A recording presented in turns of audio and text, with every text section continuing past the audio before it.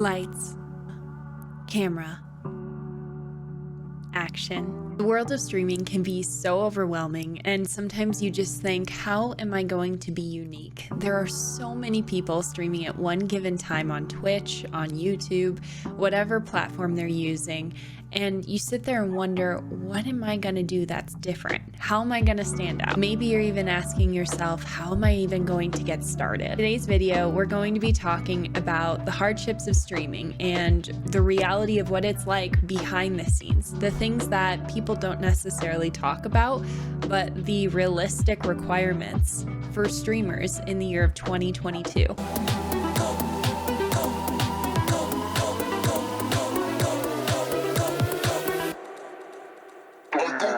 Hi everyone, my name is Fury of Ash and I have been a streamer on Twitch for 2 years. There has been a lot of changes since I first started streaming and what was required and what was the norm to now, and how streaming is adapting and changing with different technology, different opinions, and honestly a different sort of entertainment than it used to be. I do stream on Twitch every Wednesday, Friday, and Saturday, so be sure to check me out with a link which will be included in the description below. But till then, let's get to it. I want to start off by clarifying that this video is not to just look at the negatives of streaming. It's just to be realistic and honest with what's going to be required of you mentally and physically as a streamer. It's something that I feel like isn't talked about very often, but in all honesty, you can see it throughout every single content creator that is working so hard to try and make a business for themselves. One of the biggest things that people overlook with streaming is the mental health it's going to take you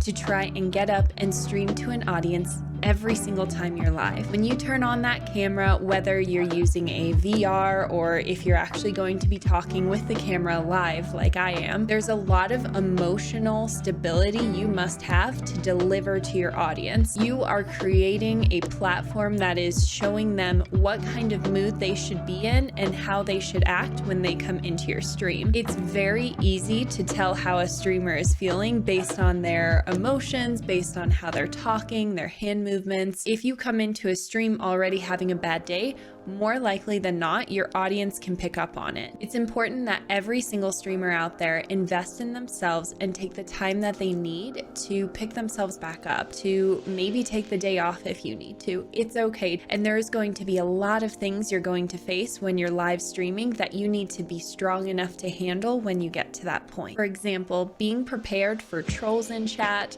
for potential hate raids, and just being prepared for someone's possible trauma dump in a chat is something that you're going to have to face at some point in time. And people look to you to be the leader of how they're going to handle that situation and what you're going to do when that happens. Knowing that that's something that you are going to face and that you have to be aware of is a really good thing for streamers to understand before they turn on that go live button, or before they watch their favorite streamer and think, I can do this, this is really easy. Because it's not. People are working really hard behind the scenes to make sure you know we're okay and we're here for you. At no point do you have to be at the peak of your mental health. In all honesty, I don't think any streamer ever is when they go live. Another thing to be aware of when you're streaming is that there is going to be a different journey and a different path for every single person that gets on Twitch, YouTube, any of their socials. And you're all going to grow at a different rate and a different pace. It can be very hard if you are watching someone else grow, or you are comparing yourself to your friends, or you're looking at someone's stream and just thinking, I do better. How come I'm not growing faster than them? This is a really toxic trait. It's not right. It's easy to do and it's very hard to fight. The important part is that you work on yourself. Don't compare yourself to everyone out there and wonder what you're doing wrong, because maybe you are doing a good job. You just have to wait for your people to come in. That's going to be hard. There's going to be days where it doesn't make sense and you mentally just need to disconnect and focus on yourself. You have something unique to offer, and that's going to benefit so many people. Hold on to that uniqueness and what you think your niche is going to be. It's going to be something that you want to deliver to your audience and not forget about later on because you feel like you need to change something. It's okay to be different, and it's okay to grow slower. It's okay to grow fast. You are learning along the way, just like everyone else. Make your stream better. Watch yourself. Look at your own VODs and decide, what can I do better to improve myself and my streams for my audience? No one likes a copycat. People do like original and fun ways of coming up with being yourself. This leads into my third point. If you get nothing out of this video other than this point alone, this will set you up for success. In the year of 2022, you have to work so hard to get yourself on every social, lots of platforms, spending a lot of time and not always getting the amount of money you should be for the time you're spending on your business. You have to keep going. And this determination and this spirit is something that's going to keep you streaming and keep you pushing forward and reevaluating your stream. We are all going to fail, and we're going to fail multiple times. So if you're going to start streaming, this is going to be a journey. This is at no point a small story that should hopefully just work out right away and you're just gonna get all the success. This could happen to you, and if that does, honestly, good for you. But if it doesn't, which is more than likely what's going to happen, keep pushing. Don't quit just yet. Keep trying. What have you not done? And if you've done everything, then keep doing what you're doing. You will make it.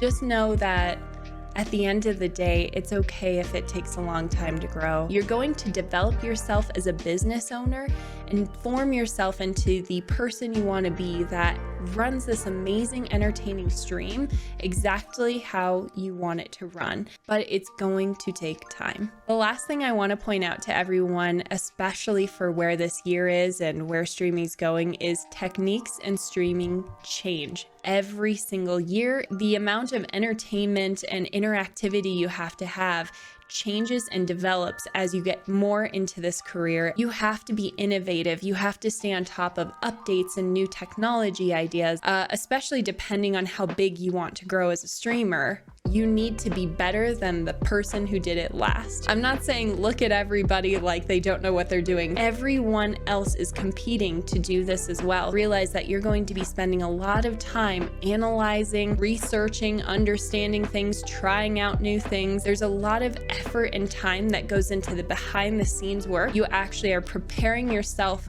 for your audience. Look at all of these content creators that have changed the art of streaming. Harris Heller developed his own non-copyrighted music. Look at Code Miko and all of the amazing stuff that she creates with her audience that interacts with her and her entire environment around her. These people are creating such cool ideas that chat wants to come in and watch and support them. But what are you going to do that's going to separate you and put you out there and make your stream come to the next level? Not everything costs money and requires you to have the newest technology. By no means am I telling you to blow money on your stream that you don't have. There are a lot of free resources out there that will help you and bring your stream together and bring it to that next level of entertainment. When you're looking into streaming, the point is there's a lot of hours and a lot of time and effort spent into all of these things. It's important that if you have decided that streaming is going to be your business as opposed to your hobby, you fully recognize